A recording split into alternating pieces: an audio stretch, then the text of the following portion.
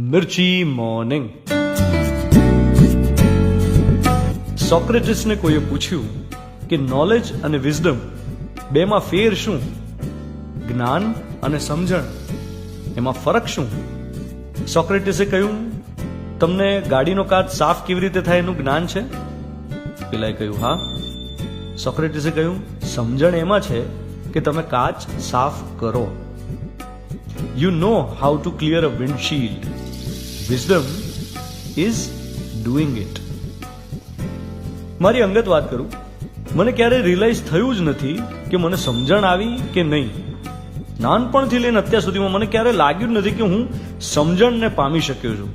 હું થોડો ઘણો સમજુ છું. જેટલી વાર મારા ભૂતકાળના વિચારો, મારી લાગણીઓ, મારા કૃત્યોને જોઉં ને પાછળ વળીને, તો મને એમ થાય કે કેટલો નાદાન, કેટલો અણસમજુ, કેટલો અહંકારી, કેટલો સ્વાર્થી.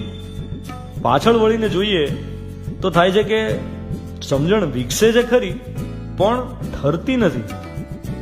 અને બીજી વાત, તમે ગમે એટલા ફાંકા મારો, સમજણ તો ત્યારે જ આવે જ્યારે આવવાની હોય.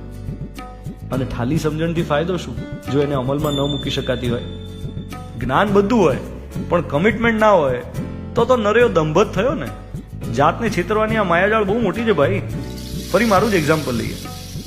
હું આમ મોટી મોટી વાતો કરતો કે પોઝિટિવિટીનો સુપર સ્પ્રેડર ને એવા બધા ફાંકા મારતો ને મારી લાઈફમાં કોઈ મોટો સ્ટ્રેસ આવે ને ફ્રસ્ટ્રેટ થઈ જાઉં, બાવરો થઈ જાઉં, બેધ્યાન થઈ જાઉં, બધા પર ગુસ્સો કરતો ફરું, તો કથની અને કરણીમાં મિસમેચ થયો કે નહીં?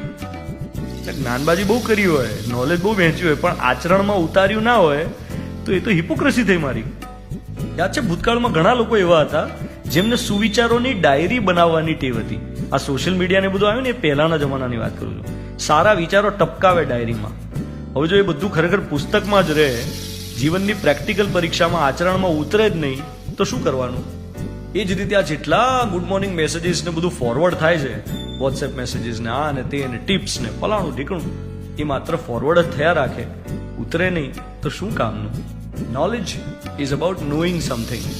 Wisdom is doing it. You are listening to Mirchi. હું છું ધ્વનિત, તમારી સાથે. Good morning, my dear. Take care.